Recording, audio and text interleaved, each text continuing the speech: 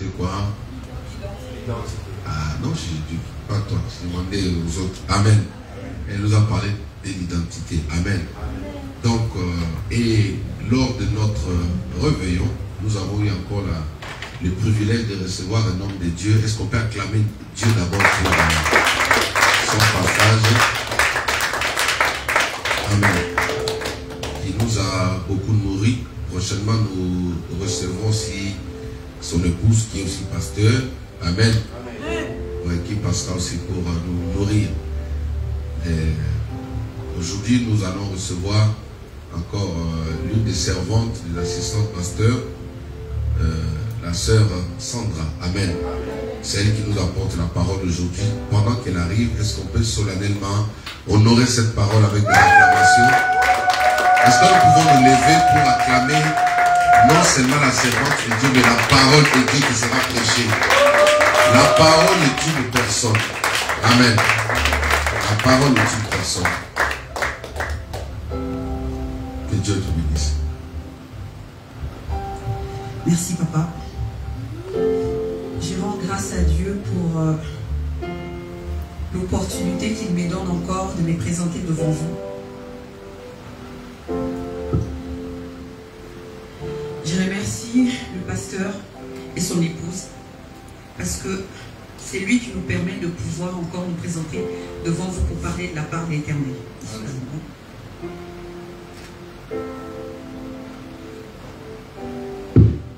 Donc mes remerciements aussi vont à toute l'église la main puissante de l'Éternel parce que vous êtes cette communauté qui fait vivre ces lieux.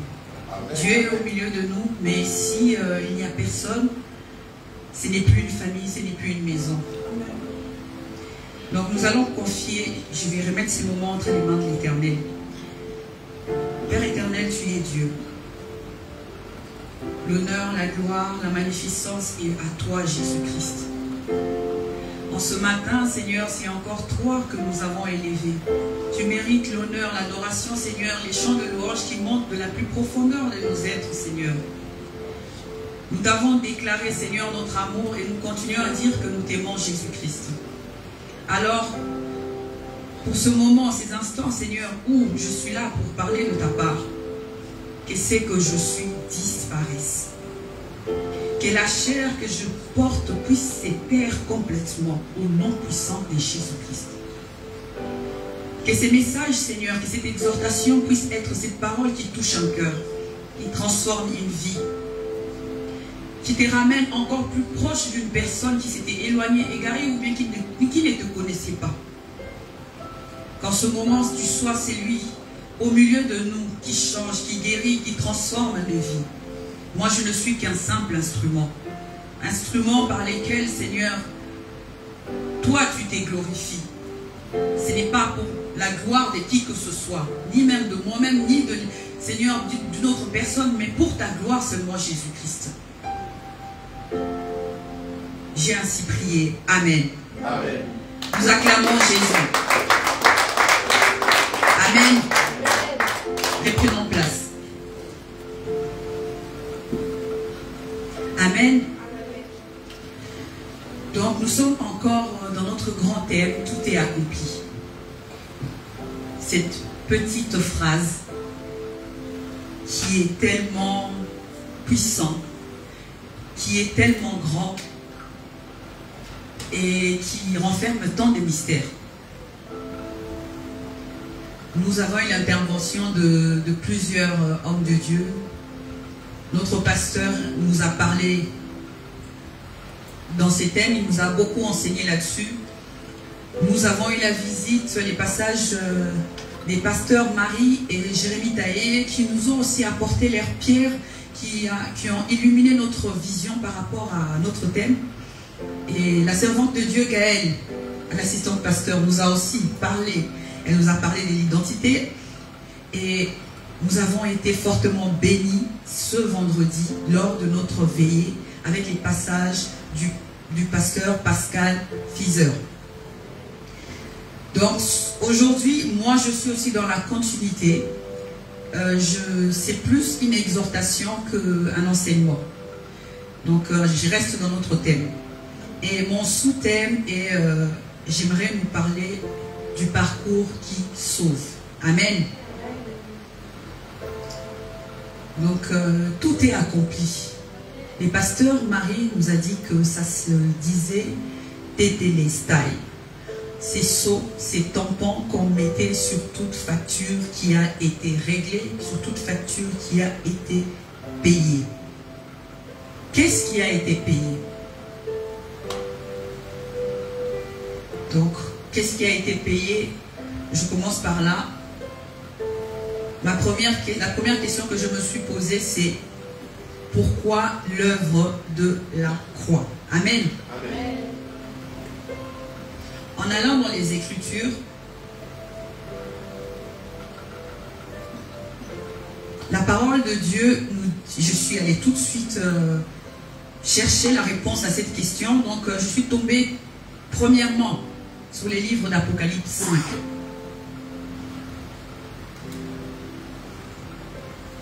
Les livres d'Apocalypse 5 à partir du verset 2.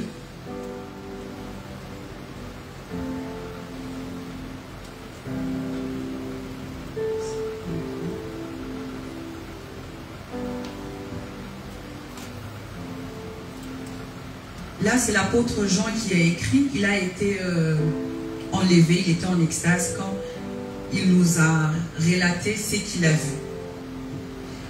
À partir du verset 2, il nous dit: j'ai vu un ange puissant qui criait d'une voix forte: qui est digne d'ouvrir les livres et d'en rompre le sceau? Et personne dans les ciels, ni sur la terre, ni sous la terre, ne peut ouvrir les livres ni le regarder. Amen. En lisant cet extrait, je me suis rendu compte, ou nous nous rendons compte, de ce qu'il y avait comme, je dirais pas effort, mais sacrifice à faire pour être racheté. Les pasteurs ont l'habitude de dire, il y eut réunion au ciel. Donc a été rassemblé tout ce qu'on pouvait trouver des forts, des grands, dans tout ce que Dieu a créé. Et il y a une question qui était posée: qui allait payer le prix? Qui allait payer les prix pour racheter l'homme? Amen. Amen. Donc, le premier point que je voulais développer, je vous ai ramené en arrière. Pourquoi en arrière? C'était d'abord rapidement pour comprendre pourquoi on en est arrivé à ce point-là, où Dieu demande qui pourra payer les prix pour pouvoir racheter l'homme. Donc, le premier point, c'est le fait que l'homme ait perdu la stature. Le pasteur Marie nous en a parlé en long et en large. Moi, je vais les balayer rapidement. Nous avons perdu ce que Dieu nous avait donné. Dieu nous a créés comme étant des dieux. Nous sommes rentrés dans les jardins d'Éden. L'homme est rentré dans les jardins d'Éden comme étant un dieu. Mais n'étant pas arrivé à maturité de compréhension, de sagesse, de ce que Dieu nous avait donné, les diables l'ont trompé et l'homme a perdu ce qu'il avait de plus précieux. Et pasteur Marie nous a parlé de ça. Ce n'était pas une bénédiction, parce qu'après le jardin, Dieu continuait à bénir. Ce n'était pas des objets, mais c'était quelque chose de beaucoup plus valeureux. Donc, premièrement, c'est quand on voit qu'il y eut réunion au ciel pour demander qui sera celui qui va descendre pour aller sauver l'homme, et sûrement tous les convives qui étaient présents à cette réunion connaissaient les sacrifices, les prix à payer. Donc il n'y eut personne, ni dans les ciels, ni sur la terre, ni sur la terre. Donc l'homme a perdu quelque chose de valeureux. Les péchés est rentré dans nous, les péchés a ramené la mort. Mort qui vient pour détruire, mort qui est encore dans nos jours dans nos vies aujourd'hui quand nous sommes loin de Dieu. C'est vrai que nous mourons de la mort physique qui est un passage obligé parce que nous naissons suite au péché. Ça fait partie des choses que l'homme doit subir. La mort, la naissance, la vie et la mort. Mais pendant notre vie, il y a des morts aussi qui nous atteignent. Ça peut être la mort, tout simplement. On peut être vivant mais être mort. Ça veut dire que tout ce qu'on touche ne marche pas. Tout ce qu'on a ne fonctionne pas. Notre santé peut être morte. Ça, c'est des choses qu'on entend beaucoup de nos jours. Quelqu'un de malade qui va voir les médecins, mais on ne trouve pas de quoi la personne souffre. Il y a une mort dans la santé. La maladie peut s'expliquer, mais la maladie n'est pas de Dieu. Là où la maladie peut trouver une explication, Dieu a donné une solution. Dieu a donné l'intelligence à l'homme pour trouver une solution. Donc la maladie n'est pas de Dieu. Donc la mort est rentrée dans l'homme. La mort est rentrée dans l'homme par les péchés. Nous avons été corrompus. C'est ce qui va m'amener rapidement à mon deuxième point. La corruption de notre corps. Dieu a envoyé plusieurs afin de sauver les nations, afin de sauver les familles. Là, je suis toujours dans pourquoi quelqu'un a choisi, pourquoi un être s'est donné pour racheter l'homme. Dieu a envoyé plusieurs. Nous le voyons dans la Bible. Dieu a envoyé Moïse, nous avons Joseph, il y a beaucoup d'héros, il y a David, il y a Salomon, il y a Gédéon dont on nous a parlé ce vendredi, qui se sont levés afin de sauver, afin de ramener à Dieu. Mais malheureusement, ayant une chair corrompue, je dirais que l'homme n'a pas pu accomplir. L'homme n'a pas pu accomplir ce que Dieu voulait, c'est-à-dire nous sauver, nous ramener à lui complètement, nous ramener à cet amour que nous avons perdu. L'homme n'a pas pu faire cela. Donc l'homme, de tous les hommes qui ont été envoyés, ils ont tout simplement accompli des œuvres inachevées. L'homme n'a pas été capable. L'homme n'a pas été capable. Même étant choisi, l'homme n'a pas été capable. Pourquoi? Parce que l'homme était corrompu du moment où il a mangé cette pomme, du moment où il a touché, il a péché, sa chair est devenue une corruption. Amen. Et rapidement, je passerai à mon troisième point. Pourquoi quelqu'un devait se sacrifier pour nos vies? Pourquoi quelqu'un devait venir nous racheter? Là, nous allons rentrer dans les livres de la Genèse. Amen. Je pense que c'est dans Genèse 3.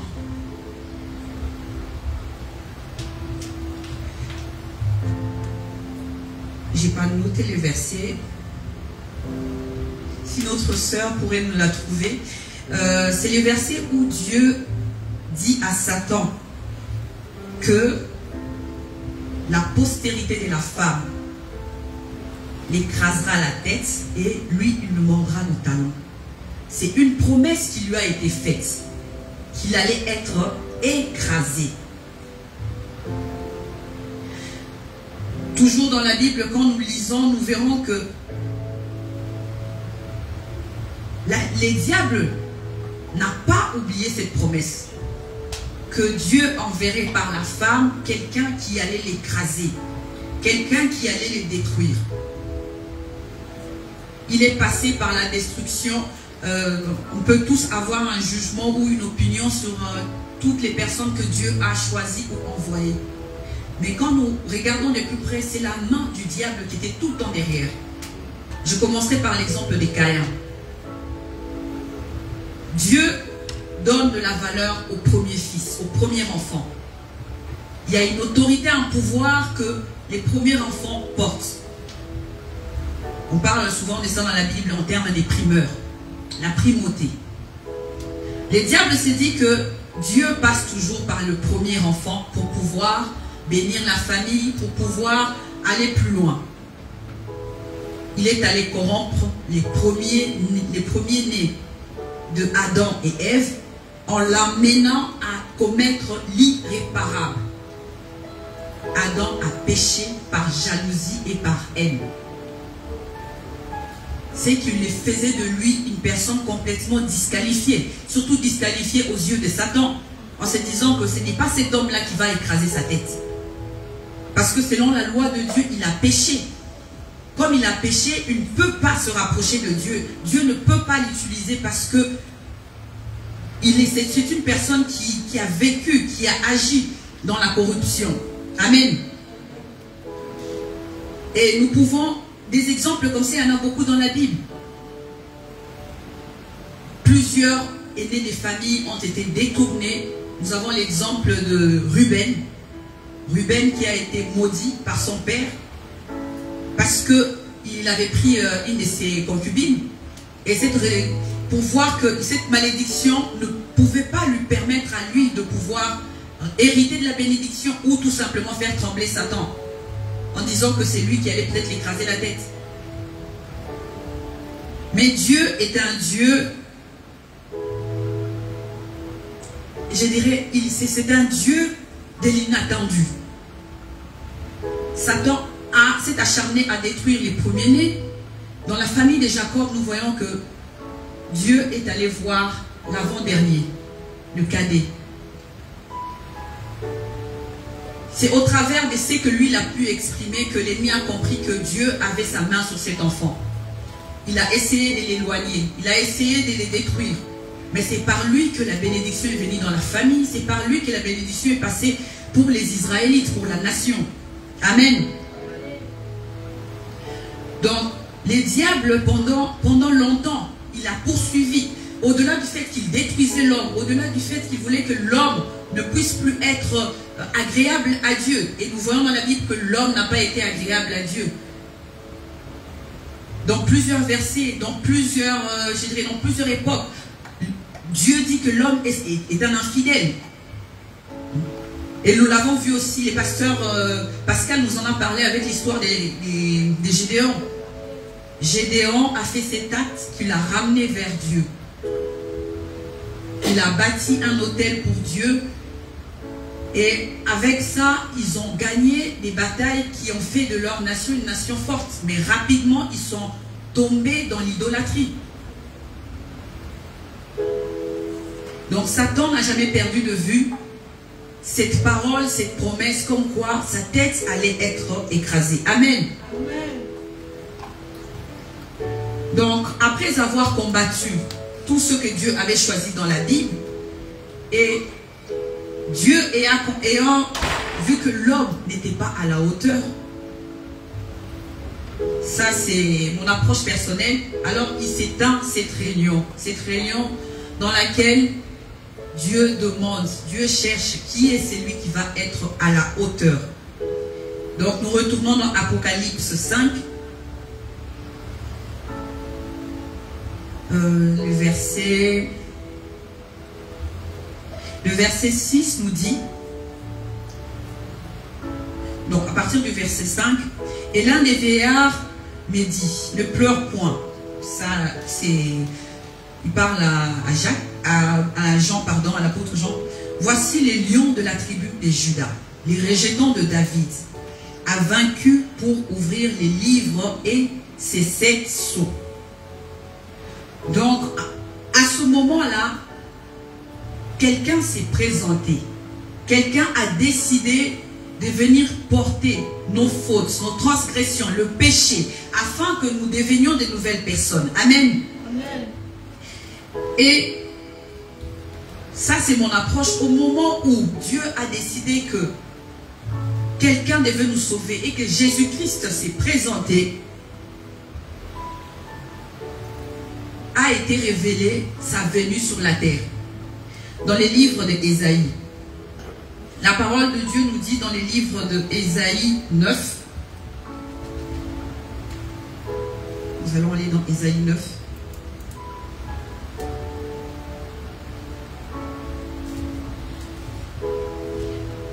verset 5.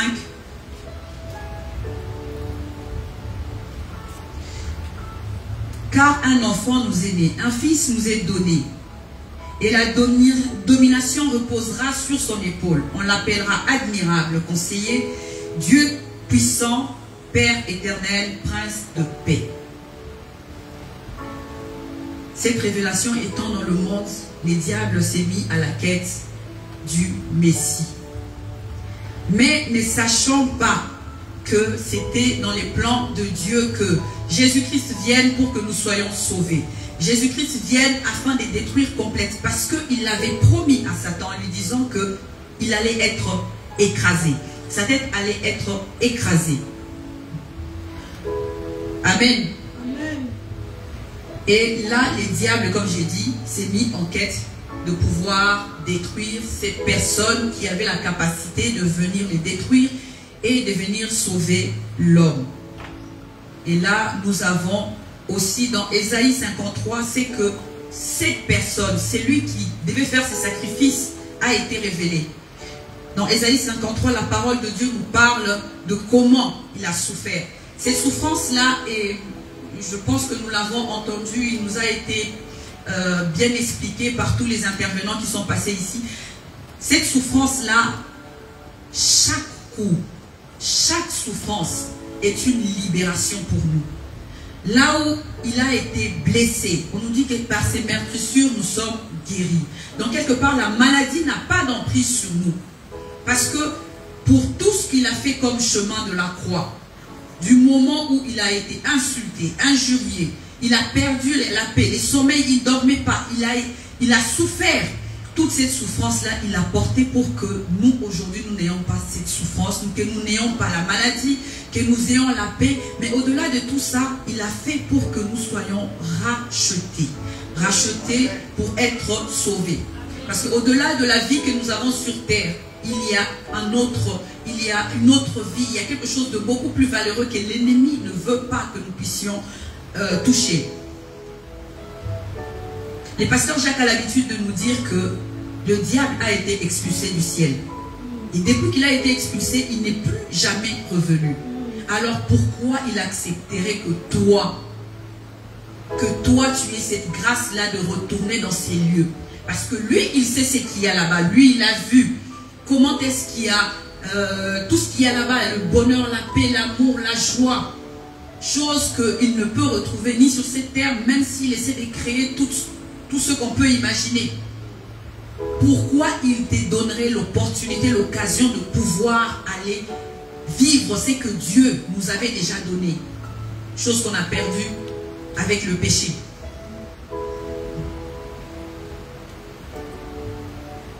Donc les diables s'acharnant sur Christ, ils s'acharnaient sur lui en se disant que Dieu s'est fait homme. Étant homme, je peux le détruire. Étant homme, je peux le faire du mal. Étant homme, je peux le ramener dans mon séjour. Parce que la parole de Dieu nous dit que toutes les personnes qui mouraient à l'époque, ils allaient tous au même endroit. C'est Satan qui les gardait captifs. Parce qu'à la résurrection de Christ, on a vu des saints ressuscités aussi. Amen. Donc Satan pensait, que le diable pensait que quand il aurait la vie de Christ, il pouvait avoir la victoire sur Dieu. Mais il ne savait pas ce qui était préparé derrière. Amen. Jésus-Christ est allé sur l'arbre de la croix pour que nous soyons rachetés. Et par ce rachat, le rachat qui est pour nous sauver, qui est pour, je dirais, pour quand Christ va revenir, quand ça sera la fin, mais pour la vie de tous les jours. Il est venu porter ta maladie. Il est venu porter tes souffrances. Il est venu porter tous les poids dont tu as sur ton dos. Amen. Amen. Ce matin, j'ai voulu balayer rapidement par, je dirais, une exhortation de la parole de Dieu. Le tout est accompli. Et surtout la question, pourquoi? Pourquoi? Parce que personne n'avait la capacité de porter cette charge-là. Personne n'avait suffisamment de force. Personne n'avait suffisamment de volonté de vouloir voir nos vies sauvées. Il s'est chargé de chacun de nos péchés. De chacun de nos péchés. Dernièrement, j'ai suivi un témoignage d'un jeune homme qui était appelé à servir Dieu, mais qui s'est égaré. Étant jeune enfant, il ne parlait pas. Et on a prié pour lui, il a retrouvé la parole. Et les paroles qui lui ont été données, c'était que ces paroles, il avait retrouvées pour pouvoir parler de Dieu. En grandissant, adolescent, il est rentré dans la musique avec tout ce que ça peut entraîner comme vie des débauches. Mais un beau jour, étant en vacances, il a été enlevé par le Saint-Esprit pour qu'il puisse être ramené sur son chemin, le bon chemin. Il était avec ses copains et il a dit à un moment, j'étais là avec mes amis, mais je me sentais partir. Pourquoi? Parce que les péchés qu'ils avaient, c'est comme si on les avait pris, on les avait mis sur moi. Et ça commençait à m'entraîner pour me ramener dans les enfers, parce que les témoignages, il est long. Il avait pris des péchés de 6 personnes seulement, ses amis autour de lui. Et il dit que c'était tellement lourd. Et là où il était allé, c'était tellement difficile que ça l'a amené à comprendre le sacrifice important que Christ a fait pour nous. Il se charge de tes fardeaux, il se charge de tes péchés. Il se charge de tous ceux qui t'empêchent de pouvoir avoir la paix. La parole de Dieu nous dit que les châtiments qui nous condamnaient, pardon, est tombé sur lui.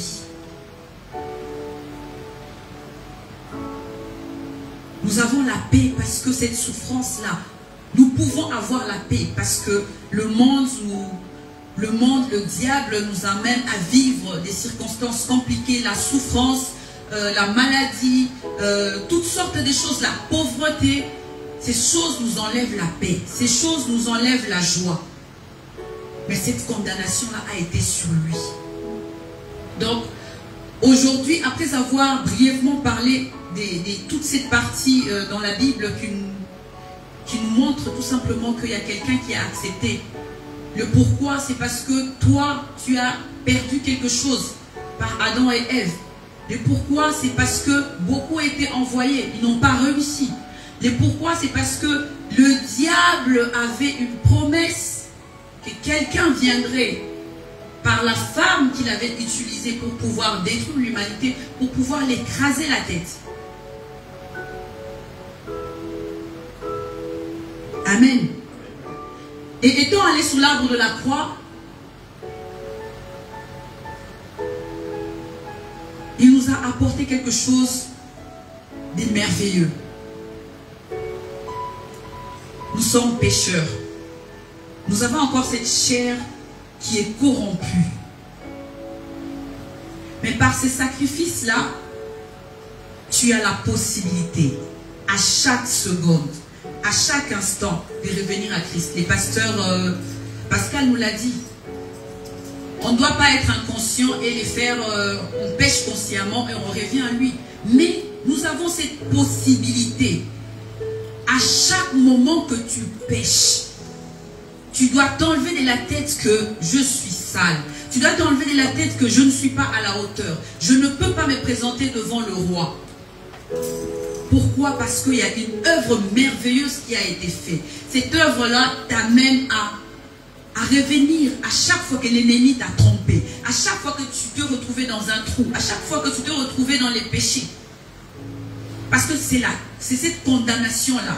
Cette culpabilité que nous portons lorsque nous avons les péchés en nous, qui fait que de fois nous avons peur de venir à Christ. Mais c'est sacrifice.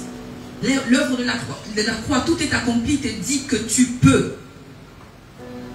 Tu n'as pas besoin d'attendre. J'ai entendu, excusez-moi, on m'a parlé, il y a une personne qui dit, je pense que moi aussi j'ai déjà parlé de ça, les pasteurs, souvent ici, les prières de repentance, nous n'en faisons pas. L'explication, moi je l'ai eue, c'est pourquoi? Parce que on doit se repentir à chaque instant. On ne doit pas attendre un moment précis. Tu ne dois pas te dire que j'attendrai de venir à l'église pour pouvoir me repentir de mes fautes. Parce que tu peux être fauché. Tu peux attendre toute la semaine. Mais au moment où tu viens à l'église, tu peux être fauché. Où iras-tu? Tu peux tomber. Ces derniers temps, il y a du soleil. Une insolation, tu peux t'évanouir. Tu ne sais pas qu'est-ce qui va t'arriver. Dans la semaine, tu ne vas pas patienter de lundi jusqu'à dimanche pour venir demander pardon à Dieu pour les fautes que tu fais. Donc, j'ai compris son point de vue que on ne peut pas venir simplement à l'église pour demander pardon. Le pardon, on le demande, on revient à Christ à chaque moment qu'on est tombé. Parce qu'il y a cette main-là qui est tendue, qui nous attend à chaque moment. Dès que tu tombes, il y a la main qui est tendue. Tout ce que tu as à faire, c'est de la saisir et de te relever et d'avancer. Notre chair est faible. Si nous pouvons passer au-delà du péché, ce n'est pas par notre propre force, ce n'est que par le Saint-Esprit. Tu ne peux rien faire si le Saint-Esprit ne te soutient pas. Tu peux vivre un péché que tu veux abandonner, ça te fait souffrir, tu dis je dois arrêter. Mais tu verras que par ta propre force, par les stratégies que tu mettras en place, ça ne marchera pas. Mais au moment où tu laisses le Saint-Esprit de Dieu te guider, il va t'épargner de certaines choses de la manière dont tu ne comprendras pas. Je donnerai un petit exemple. J'ai trouvé que ces derniers temps, j'allais un peu trop dans la distraction avec les téléphones. Je pouvais passer des heures et des heures sur les téléphones et ça empiétait sur autre chose. Tu ne pouvais pas faire autre chose, tu ne pouvais pas avancer ni évoluer parce que j'ai passé tout mon temps sur les téléphones. J'ai essayé de mettre des stratégies en place pour pouvoir éviter cela. Je n'ai pas pu. C'est une distraction qui t'empêche de pouvoir atteindre des objectifs, qui t'empêche de rentrer dans la bénédiction, dans la réussite, dans beaucoup de choses. Peut-être même dans les foyers, ça peut détruire parce que nous avons des occupations, nous avons des choses à faire dans nos foyers, mais si tu restes concentré, distrait sur ton téléphone, il y a des choses que tu ne pourras pas faire. Amen. Donc j'ai mis des stratégies en place en disant que je vais essayer de moins aller sur les réseaux sociaux. Mais quand tu y vas une fois, c'est le moment où tu y vas, tu commences, tu ne t'arrêtes plus. Et tu te rends compte après que, mais j'ai passé tout ce temps dessus. J'ai dit, Seigneur, de ma propre force, je ne peux pas. J'ai essayé. Je vois combien ça me ralentit dans mes activités. J'ai des projets, j'ai des choses à faire. Mais ces temps, je les perds en regardant des choses qui me distraient.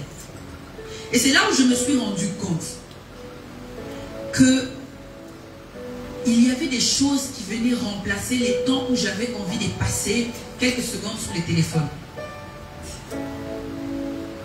Je me retrouvais à faire des activités. Je me disais que, tiens, je dois aller sur tel site pour faire ça, en sachant que derrière, ça va m'entraîner à prendre beaucoup plus de temps. Mais je me rendais compte que je faisais autre chose et mon esprit partait ailleurs.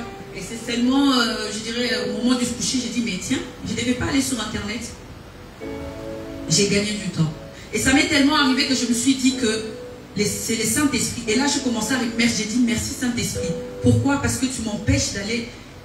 Ce n'est pas avec ma force. Parce qu'avec ma force, je ne pourrais pas. Mais il crée des événements. Peut-être au moment où je voulais aller sur Internet, ça c'est un exemple qui m'est arrivé.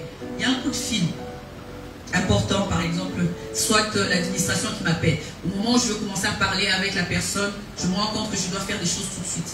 Et l'envie que j'avais d'aller sur les réseaux sociaux, pour le moment, il disparaît. Et c'est après que j'ai dit merci Saint-Esprit, parce que je connais l'engrenage dans lequel ces éléments m'emmènent. Amen. Donc pour dire tout simplement, la repentance c'est tous les jours. L'œuvre de la croix, au-delà du fait que nous avons les saluts, c'est la chose la plus importante. Mais au quotidien, quand tu tombes, la main de Christ est là pour te relever. Tu n'as qu'à la saisir, tu n'as qu'à accepter. Ne pas te dire que là je suis trop sale, je dois attendre d'être dans l'église qui est un lieu saint pour pouvoir me débarrasser de tout ça. Amen. Donc, au-delà de tout ça, comme je l'ai dit, cette main tendue, déjà, c'est une grâce. Amen. C'est une grâce. Une grâce qui nous est accordée. La grâce de pouvoir avoir la paix.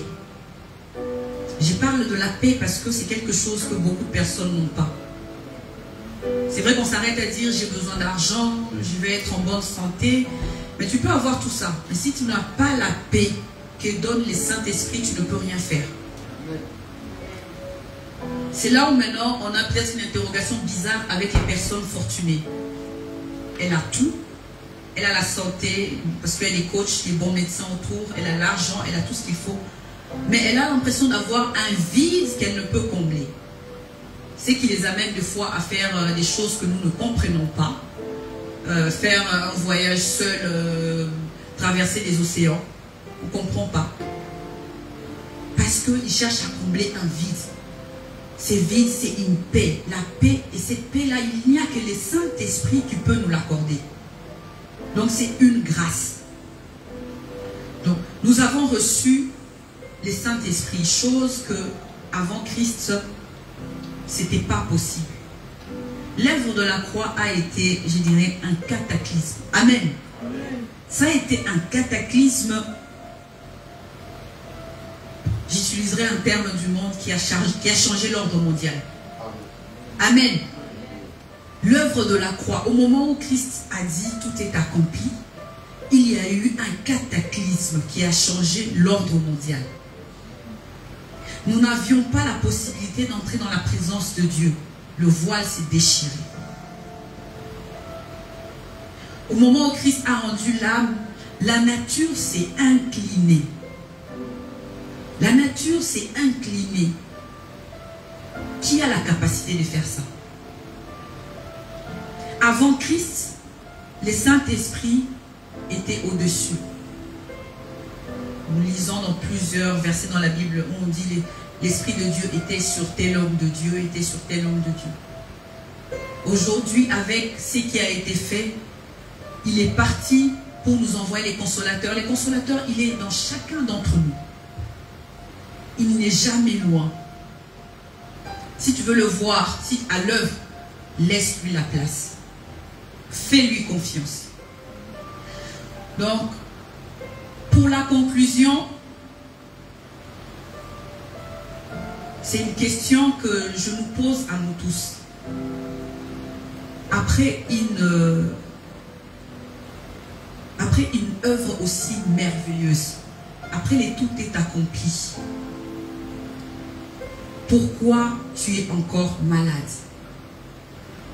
Pourquoi tu traînes encore tes difficultés?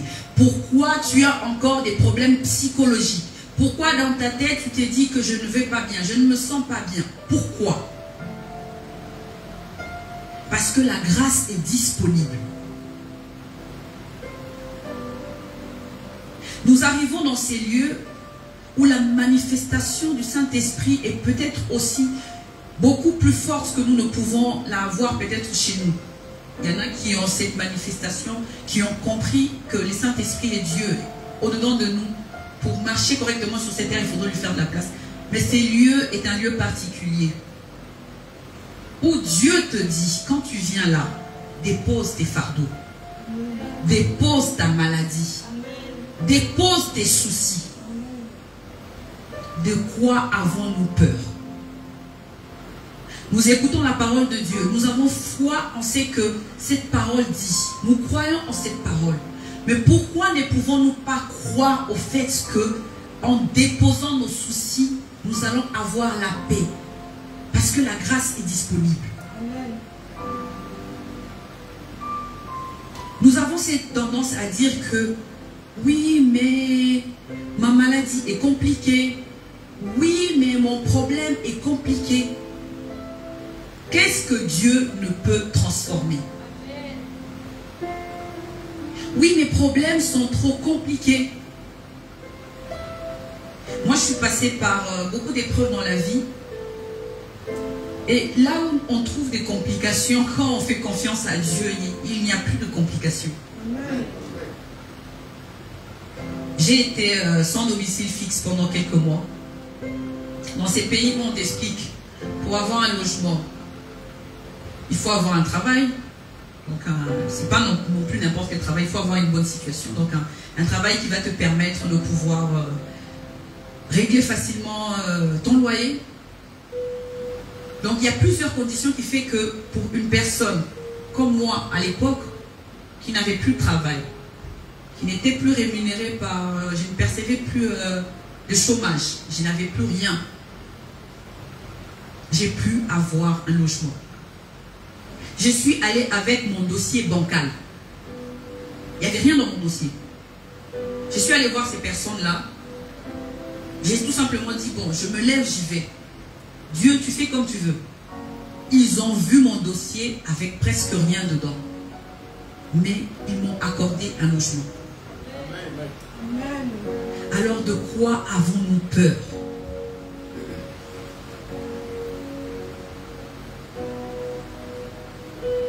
Donc, ce matin, la chose principale qui m'a amené ici, la chose principale que j'avais au plus profond de moi, c'était de poser cette question et de pouvoir nous amener à prendre conscience du fait que, oui, on croit en cette parole, mais nous devons la vivre.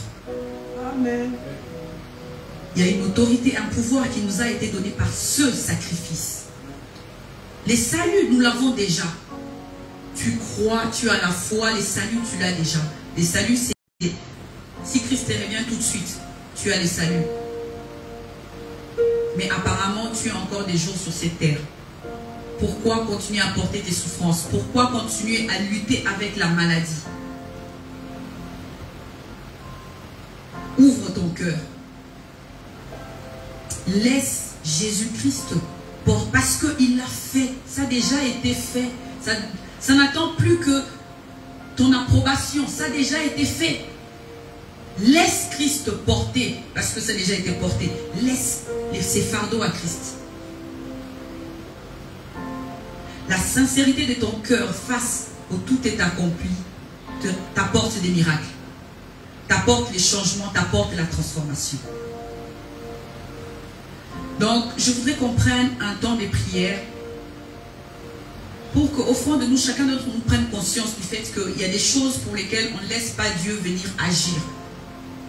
On a tendance à se lever, à en parler à gauche, à droite. On s'est plaint, oui, je souffre de ça, mon problème si. On a prié par-ci, je suis allé voir tel pasteur, il a prié, mais ça ne change pas. Mais as-tu laissé l'espace à Jésus-Christ? As-tu laissé la place où tout est accompli de pouvoir transformer ta vie? Donc, j'aimerais qu'on prenne un temps de prière. Premièrement, pour prendre conscience de cette faute que nous commettons en ne laissant pas Christ prendre place complètement et totalement dans nos vies, afin que nous soyons transformés, afin que cette main, cette grâce puisse agir. Amen. Amen. Nous allons nous lever.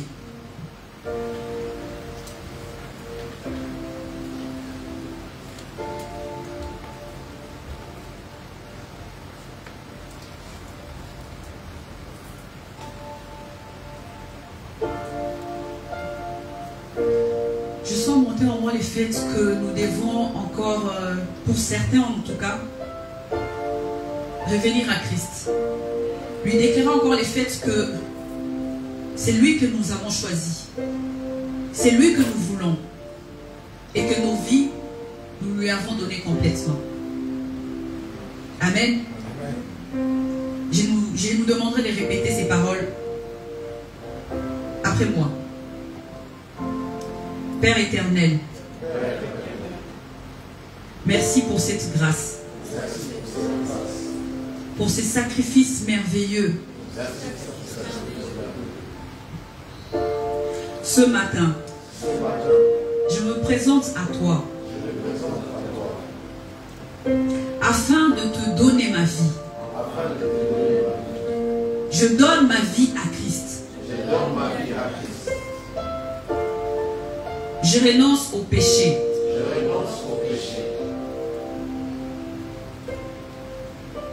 Je renonce aux hésitations.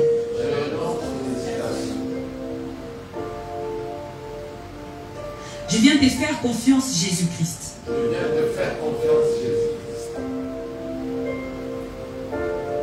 Et je te laisse la place. Et je te laisse la place. Afin que tu agisses. Afin que tu agisses.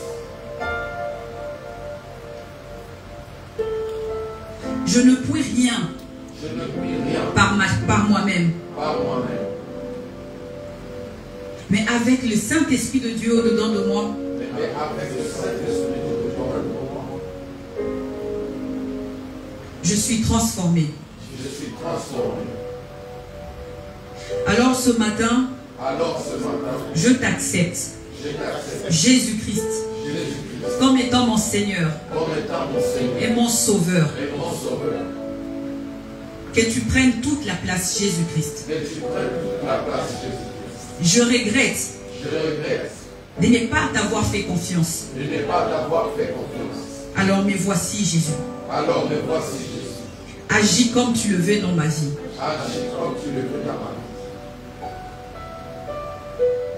En ton nom puissant, Jésus-Christ. Amen. Amen. Amen.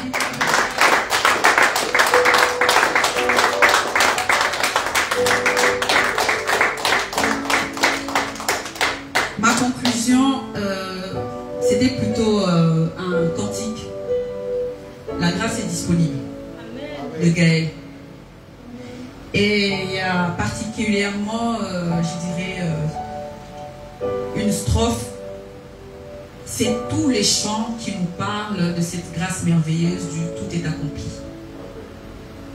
On nous a enseigné sur comment faire pour pouvoir vivre les tout est accompli, comment tout cela s'est passé, qu'est-ce que nous avons perdu, qu'est-ce que nous avons gagné. Mais ces chants représentent la vie, le bonheur, la joie que nous devons avoir dans les tout est accompli. La grâce est disponible. Même quand c'est pénible, rien n'est impossible, car il y a de l'espoir pour ceux qui croient au nom de Jésus-Christ. Voilà, je suis arrivée à la fin de mon exhortation. Que Dieu vous bénisse. Que Dieu bénisse sa servante. Est-ce qu'on peut acclamer le Seigneur?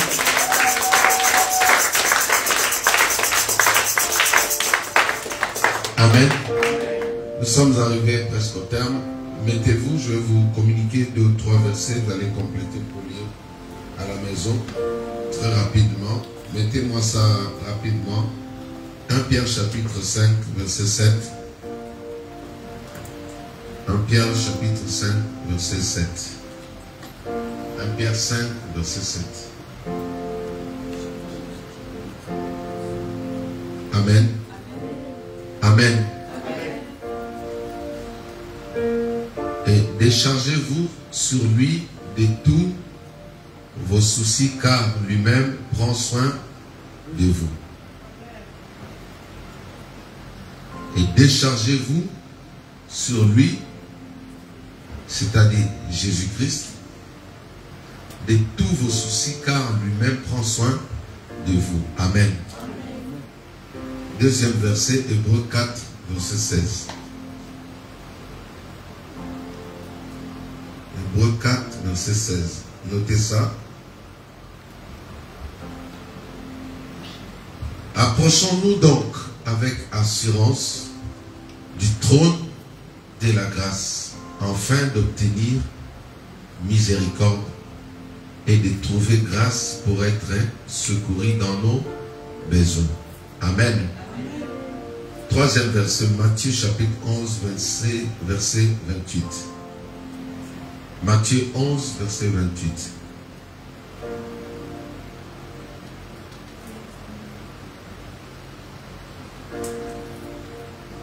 Venez à moi, vous tous qui êtes fatigués et chargés, et je vous donnerai du repos. Est-ce qu'on peut acclamer le Seigneur?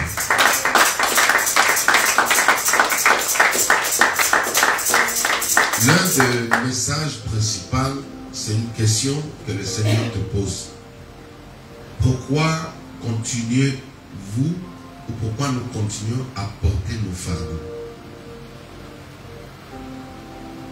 Tu sais, quand quelqu'un vient avec une voiture pour vous secourir, et que vous avez le fardeau de charge sur vous, la première des choses que vous faites, c'est pas de vous décharger de ce qui était lourd sur vous. C'est à la voiture de porter cette charge-là. N'est-ce pas? Voilà. Maintenant, la question que Dieu te pose, pourquoi est-ce que tu continues à marcher avec ton problème quand tu l'appelles déjà ton problème? Ce qui est à toi, tu ne peux pas t'en séparer. Quand quelque chose porte ton nom, tu ne peux pas le quitter. C'est impossible. Pour que quelque chose soit utile pour quelqu'un d'autre, tu dois l'abandonner. C'est pourquoi ce message nous parle de la croix. Quand le Christ est monté sur la croix, tout ce qu'il avait pris de nous, il les a déposés sur la croix. Mais le Seigneur nous interpelle. Il y a beaucoup de gens qui ont fait des maladies leur, c'est-à-dire comme leur richesse. Le langage de la foi, tu dois commencer à refuser que cette histoire-là, cette maladie-là, c'est ta maladie. Est-ce que quelqu'un m'entend? Tant que tu diras, c'est ma situation, c'est ma maladie, elle ne partira pas. Quand tu veux vendre une voiture, tu dois commencer par barrer la carte grise. N'est-ce pas? C'est-à-dire, tu refuses de le garder encore. Hein, papa? C'est ça, non? En fait, il y a des choses qui sont si simples. Tu prends le problème qui te dérange, tu dis à partir d'aujourd'hui, je vais rayer de ma vie que tu n'existes plus. C'est ça la foi. Tu traces dessus, c'est alors que notre propriétaire, un autre, pourra l'acheter. Mais tant que la carte grise est toujours vierge, elle porte ton nom, il n'y a rien qui montre que non, tu es fatigué de ces véhicules-là, elle t'appartient. Les souffrances, les problèmes qui nous tourmentent sont comme ça. Les problèmes des familles, tant que tu diras que ça, c'est pour notre famille. Je reconnais que mon père avait la même situation. Je déclare toujours que les mauvaises personnes, les mauvaises choses de mon père, moi je ne veux plus les hériter. Est-ce que quelqu'un dit amen? Ça dit, s'il y avait des mauvais côtés de mon père ou de ma mère, moi je ne le prends pas. Et il y a une prière que je fais, j'ai dit, mes problèmes à moi ne seraient plus jamais les problèmes de mes enfants. Amen. Amen. Aucun de mes enfants aura le même combat que j'ai, le même souci pour dire que non, mon père observait ça. Non. Je vais traiter ça moi-même et je vais en finir. Ça dit, si moi je n'avais pas beaucoup d'argent, mes enfants vont avoir beaucoup d'argent. Il faut que tu t'en débarrasses. Arrête de marcher avec ce problème.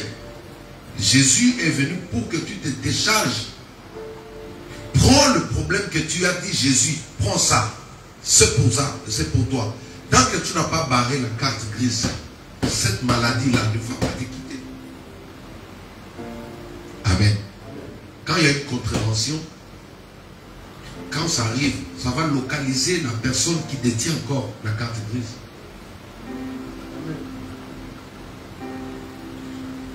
Deuxième chose que la servante de Dieu a dit, c'est l'amour et la grâce de Dieu.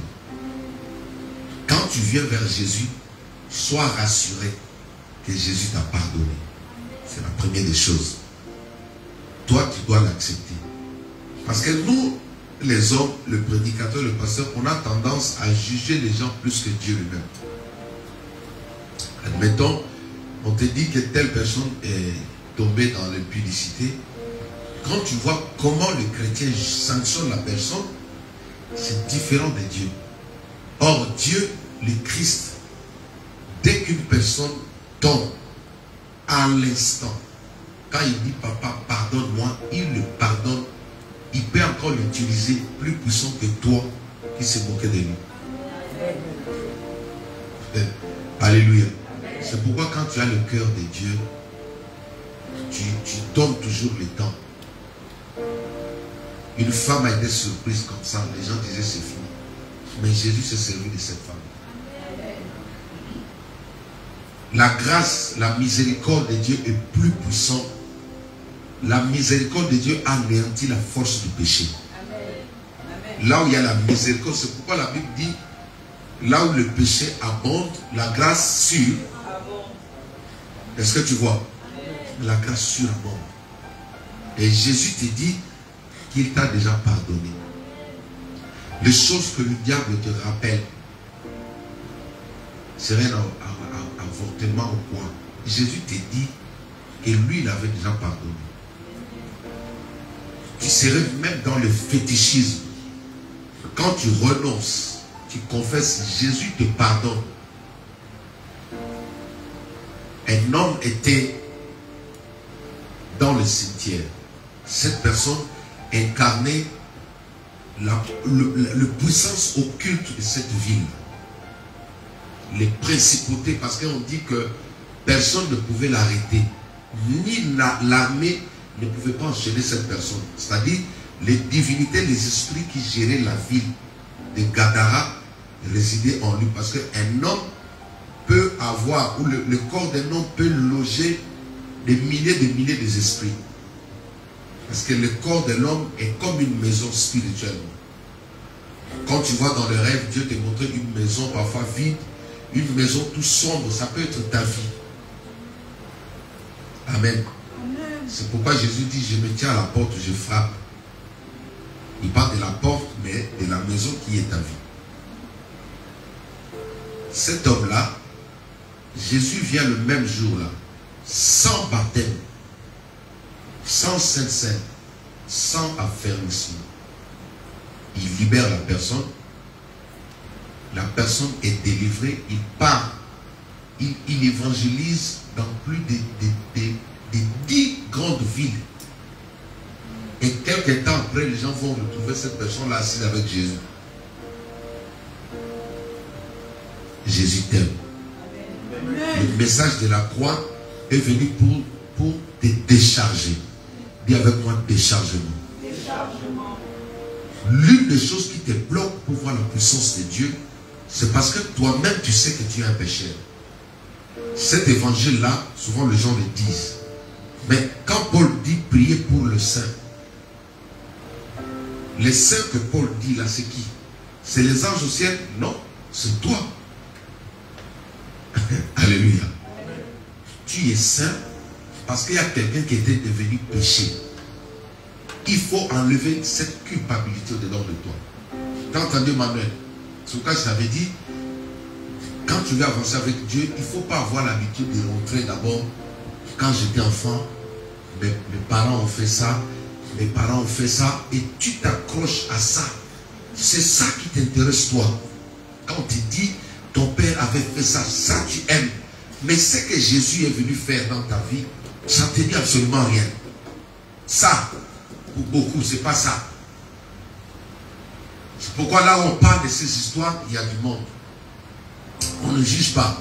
Mais en tant qu'enfant de Dieu, tu dois te rassurer que Jésus est venu pour te sauver. Amen. Quand tu as Christ, tu es prêt. Le jour où l'enlèvement viendra, ça ne sera pas un dimanche. Parce que si ça vient un dimanche, il y aura vraiment le trouble. Amen. Je crois que ça sera dans la semaine. Peut-être même la nuit. La parabole de vierge. De 10 vierges. Le mari est venu quand? En pleine nuit. Maintenant, qu'est-ce qui va faire que toi, tu sois enlevé? C'est cette assurance-là. Que tu as été sauvé. Que le Christ te connaît. Il t'a donné le salut. Amen. Prends ton problème. Nous avons dit ceci à la réveillon. Ici, c'est le lieu où on se décharge. Quand on vient ici, on doit tout laisser. L'église est le type de la croix. C'est l'endroit où les gens vont pour laisser leurs problèmes. En sortant d'ici, tu ne peux plus repartir avec ça. Il n'y a que les sorciers qui le font. Il arrive, avant d'entrer à l'église, il prend le fétiche, il laisse quelque part. Et quand il ressort, c'est pourquoi Dieu ne peut pas, même le Christ ne peut pas guérir quelqu'un si la personne n'est pas en accord avec lui. Il dit toujours, veux-tu être guéri? Parce qu'il y a des gens qui ne sont pas guéris, parce qu'eux-mêmes, ils veulent rester comme ça. Prenez quelqu'un qui est dans la sorcellerie, qui a le temps de dire, bon, je prends mes pouvoirs, je vais laisser ça, par exemple, il vient à l'église, je vais laisser ça, par exemple, au coin là-bas, sur l'arbre qui est là, quand tu prends le virage. Quand il vient ici, il est normal, il prie. Même quand on prie le feu de Dieu, il est tranquille. Vous voyez? Et quand il ressort, il prend ça. Tu entends encore demain, il est malade, il est malade. Tu vas dire que c'est l'église qui n'est pas forte. Non. L'église n'a pas besoin d'avoir beaucoup de gens pour être puissant. Jamais. Amen. Alléluia. C'est pourquoi vous avez vu, Dieu a pris Gédéon, comme le pasteur Pascal l'a prêché.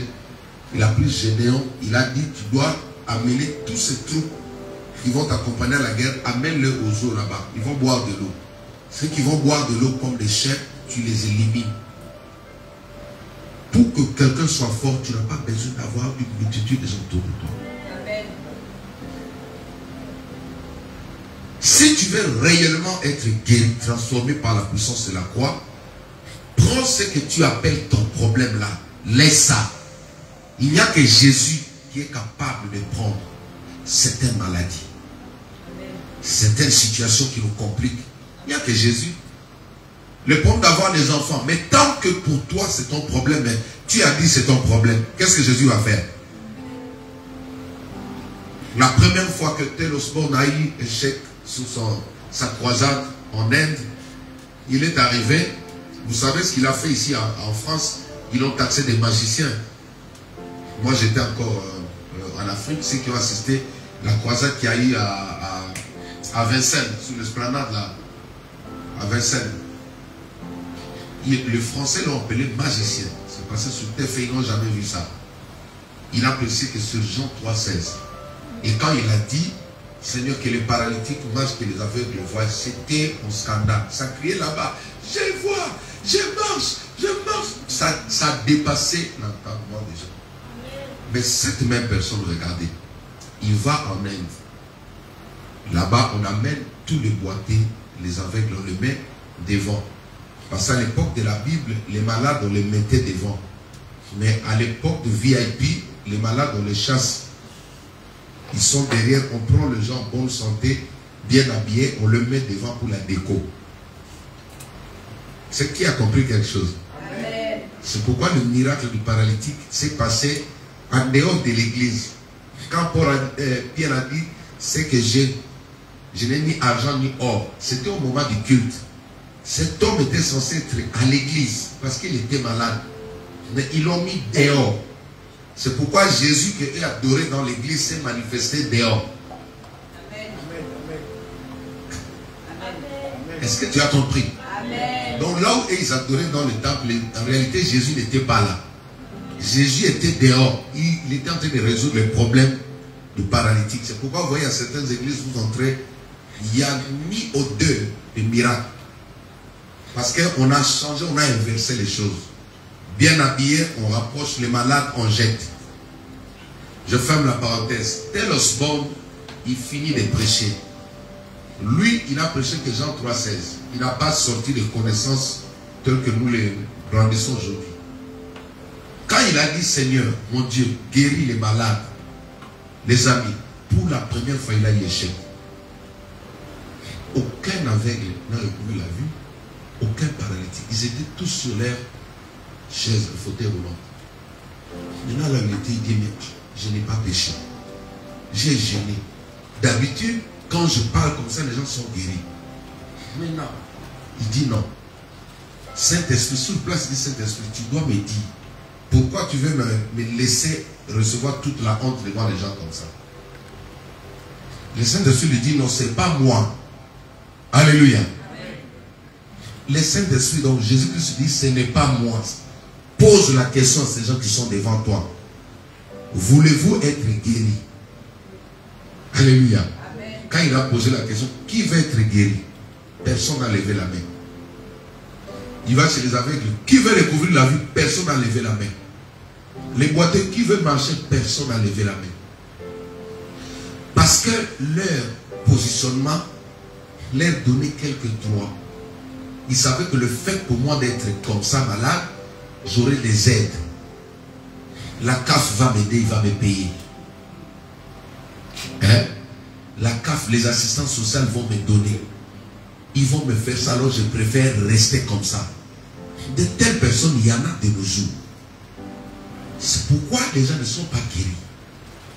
Tu dois barrer cette carte grise qui disait que non, cette voiture m'appartient. Cette maladie, je l'ai héritée de mon père. Non.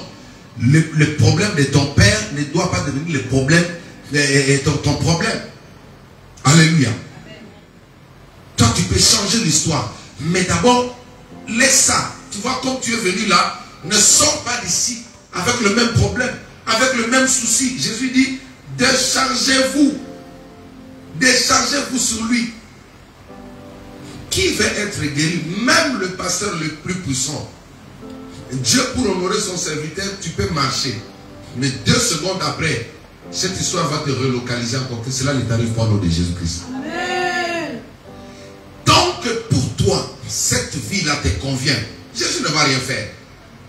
Et ça peut conduire la personne à devenir nomade. Tu vas changer. Tu vas changer. Tu vas changer. Mais en réalité, tu aimes la position que tu as. Tu dois te révolter. On te prêche la croix. C'est juste pour te dire, prends ce que tu as, fais comme Jésus vient clouer cela à la croix. Amen. Amen. Ne te culpabilise pas. Ne sois pas derrière les gens qui te rappellent les péchés à tout moment pour soi-disant montrer qu'ils sont saints. Non. Amen. Quand quelqu'un te juge à tout moment, ne marche pas avec des gens comme ça. C'est le diable qui est en train de... Le diable va chercher toujours à te dire non, tu n'es pas capable. Non, toi vraiment ce que tu as fait. Je connais des grands sorciers qui sont devenus des grands pasteurs. Des personnes qui étaient dans le fétichisme. J'ai reçu une femme ici qui était, elle était dédicacée, consacrée dans le fleuve, je ne sais pas, vers Lomé. Les jours, ils ont fait les histoires parce qu'elle était tellement belle. Ils l'ont amenée là-bas. La personne, son ex, a fait des incantations. Il y a un esprit, il y a une tourbillon. Un esprit est sorti comme ça. C'est cet esprit-là qui les a unis. Et l'esprit a dit à la fille, toute ta vie, les jours où tu vas te séparer de cet homme, tu seras malheureuse. Vous voyez? Elle a vu maintenant que l'âge avance, elle dit non, je ne peux pas continuer comme ça. Les jours où elle est venue, elle a tout dit. Papa, maintenant je fais ça. J'étais dans ça. J'ai vu même des hommes de Dieu qui m'ont parlé de ça, qui ont été consacrés aux esprits des autres. Mais ils font ça pourquoi? Parce qu'ils veulent se débarrasser. Ils veulent laisser ça. Quelque chose que tu gardes dedans de toi, ça va toujours te juger. Un péché que tu gardes. Tu as été dans ça, tu trouves comme si ça c'est un sujet honteux. Mais attends, tu vas bâtir les hôtels seront là. Mais un hôtel qui est très efficace, c'est quand tu brises ton cœur devant Dieu. Amen. C'est quand tu brises, tu casses cette bouteille-là. Ne gardez pas le mal dans vos cœurs. Amenez ça, clouez ça à la croix. N'ayez jamais honte de votre passé. N'ayez jamais honte. Jésus est venu pour ça. Je dis bien que Jésus est venu pour ça. Moi, en tant que pasteur, un peu de tristesse que c'est quand les personnes ne se rendent pas compte qu'ils doivent avancer avec Jésus. Tu n'es pas fait pour pleurer chaque jour. Il y a quelqu'un qui m'a fait remarquer, qui dit, mais tu ne vois pas ce chantre-là. Il y a une des chantres, chez nous, je vais te dire le nom. Elle, toutes ces chansons, ce n'est que les pleurs. Même Alain Moloto n'a jamais pleuré comme ça. Depuis qu'elle a commencé son premier album, dès que la première chanson commence, oh, mais quand vas-tu adorer Dieu? Quand vas-tu louer Dieu? Donc pour toi, ce qu'on t'a fait là, toute ta vie, tu vas commencer à expliquer ça aux gens. Tu vas toujours rappeler aux gens, moi on m'avait fait. Non, nous tous on a y un passé. Alléluia. Nous tous on a y un passé. Il n'y a pas quelqu'un qui a eu le problème plus que les autres. Si tu veux minimiser ton problème, pose la question, écoute le problème des autres. Quand ma fille Sandra parlait de sa vie tout à l'heure là, avant-hier nous sommes passés là, j'ai vu le 115 où elle était. Mais quand on priait, je lui ai dit, ta situation là ne sera pas comme tout le monde. Elle était dans le 115, on a trouvé de vrais Français là-bas qui travaillent, qui ont fait 6 ans. À l'hôtel, il n'y a pas de logement. Quand j'allais la déposer, parce que la journée on était avec elle, avec les enfants, on allait la déposer pour dormir là-bas. Un jour, j'étais fatigué, j'ai dit non, ça doit s'arrêter. On a fait une prière. Et dans cette prière, elle avait posé un acte des fois comme Gédéon. Alléluia. C'était pas comme ça. Hein? Tu n'as pas tout dit. Hein? Elle a posé un acte. La vie spirituelle, il y a des secrets. Il y a des secrets, il y a des choses que tu peux prendre comme ça. Tu peux provoquer Dieu. Comme j'avais dit, des provocations. Elle avait posé un acte. Alors qu'elle souffrait, elle est venue avec une somme d'argent. Elle m'a dit, papa, ça, je donne à Dieu. Je dis, quoi? Toi qui attends de l'aide comme ça, tu as besoin d'aide. Il dit, je donne ça à Dieu. Je dis, qu'est-ce que le montre là? Elle a dit, je donne ça à Dieu. Je dis, ok. Il y a des choses comme ça, je ne veux pas de problème. Moi, je n'ai pas de choses à te donner. Je donne ça à Dieu. On a fait la prière.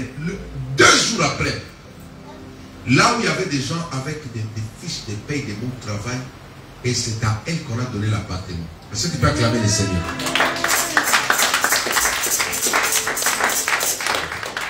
Tout dépend de comment tu veux. Regarde, les jours où tu n'as... Elle a pris son problème, elle a dit, non Dieu, je te donne ça. Prends ton problème, donne ça à Jésus. Débarrasse-toi de ça. Ne parle plus de ça. Le diable aime comme ça. Tout le temps tu cites son nom. Oui, moi on m'avait fait ça. Moi on m'avait fait ça. Moi on me fait ça. Tant que tu cites ça. La croix est venue pour porter tous tes problèmes. Amen. Acclamons le Seigneur. Nous sommes le 40e aujourd'hui. Le 7 août. Amen. On va régulariser nos loyers. On va payer nos loyers. C'est-à-dire, il nous reste 2 jours, on va payer nos loyers. Alors, je vais prier pour tous ceux qui ont apporté leur financement. Vous avez écouté ce que le pasteur vous a prêché, non? Amen. Arrêtez d'aller prier main vide. Parce que les gens qui te combattent, ils te combattent avec des offrandes. On vous a prêché ça. Quand Gédéon a vu